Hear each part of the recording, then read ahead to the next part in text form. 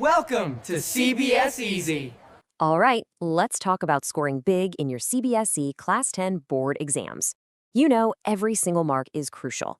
So today, we're going to break down one of the most high-scoring chapters in your math paper, statistics.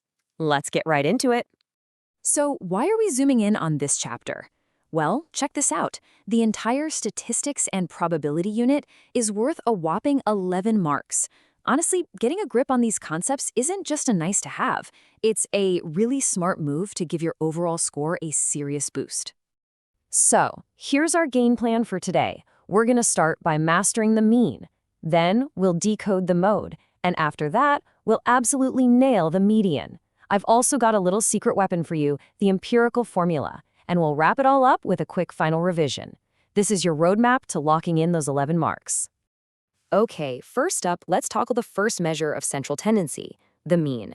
You probably already know this as the average, and when it comes to group data, it is the absolute foundation for everything else. So what does that actually mean? Well, as your NCERT textbook points out, with group data, you can't just add up all the numbers. Instead, we have to find a representative for each group. We call this the class mark, or XI, which is literally just the midpoint of each class interval. Then we use these midpoints to figure out a weighted average. And this right here is the magic formula that makes it all happen. That X bar symbol, that's our mean. And that Greek letter, sigma, the big E, just means the sum of. So all we're doing is taking the sum of each frequency, Fi, times its class mark, Xi, and then dividing that whole thing by the sum of all the frequencies. It's actually pretty straightforward when you break it down. Okay, let's put this into practice with a real question, something you'd actually see on the board exam. We start with our class intervals and frequencies. That's given. Your next job is to calculate the class mark, Xi, for each row. Then you multiply Fi by Xi for that same row. And the final step, just add up the Fi column and the Fi times Xi column. In this case, we get 59 and 2872.5. Now here is the secret sauce, the thing that separates the top scorers from everyone else. You have to understand how they give out marks. You get half a mark just for filling out those columns correctly. You get a full mark for plugging the numbers into the formula. And you get 1.5 marks for the final correct answer. This shows that every single step matters, so you've got to show your work clearly. Okay, pause. Before we go any further, I have a major board alert for you, and this comes straight from the NCERT textbook itself. You have to check if your class intervals are continuous. If you see a gap, like one class ends at 19 and the next one starts at 20, you have to fix it before you do anything else. It's a super common trap. Okay, with mean under our belts, let's move on to the next one, decoding the mode. This is all about finding what's most common, and just like the mean, there's a specific formula we need to use for group data. The mode is basically the most popular kid in the class, the value that shows up more than any other. For grouped data, your very first step, before you even look at the formula, is to find the modal class. It's easy. Just look down the frequency column for the biggest number.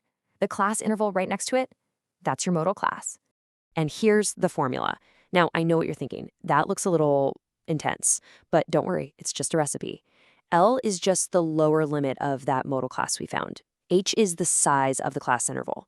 And F1, F0, and F2 are just the frequencies of the modal class, the class right before it, and the class right after it. That's all they are. So here's the foolproof method. First, find your modal class. Second, and this is super important, actually write down what your variables are. What is L? What is H? F1, F0, F2? This stops you from making silly mistakes. The marking scheme gives you 1 full mark just for substituting correctly, and another mark for the final answer. So please don't skip the steps. All right, 2 down, 1 to go. Let's talk about our third and final measure of central tendency, nailing the median. This one's all about finding the exact middle of your data. Think of the median as the dead center of your data. If you lined up all your observations from smallest to largest, it's the one smack in the middle. But for group data, we need a special tool to find that middle point. It's called the cumulative frequency.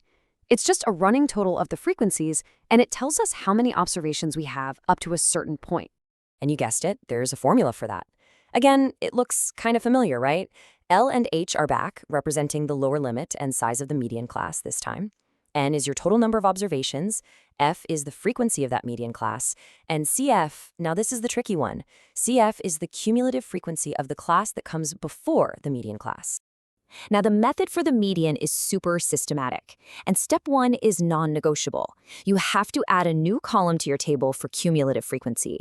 After you've done that, you calculate n divided by 2. Then you find the class where the cumulative frequency just gets bigger than that number. That's your median class. From there, it's just like the mode. List your variables, plug them in, and solve.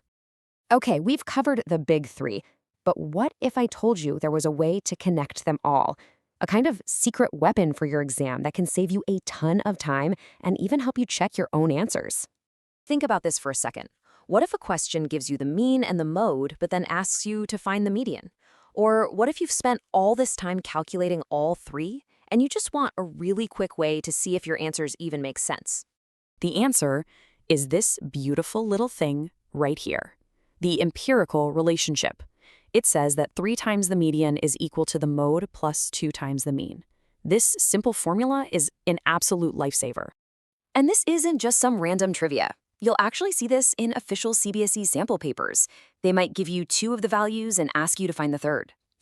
Its second, and maybe even more important use, is as a quick reality check. If you plug your calculated answers into this formula and it doesn't work out, you know you've probably made a mistake somewhere and you need to go back and check.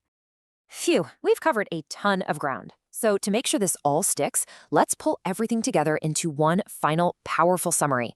Seriously, you might want to screenshot this slide for your last-minute revision. And here they are, side by side, mean, mode, and median. Seeing them all together really helps you see the patterns and remember the different variables for each one. Like, notice how both mode and median use L and H, but the stuff inside the brackets is totally different. This is key. So we've walked through the definitions, the formulas, the step-by-step methods straight from the marking schemes, and we even covered that secret weapon to check your work.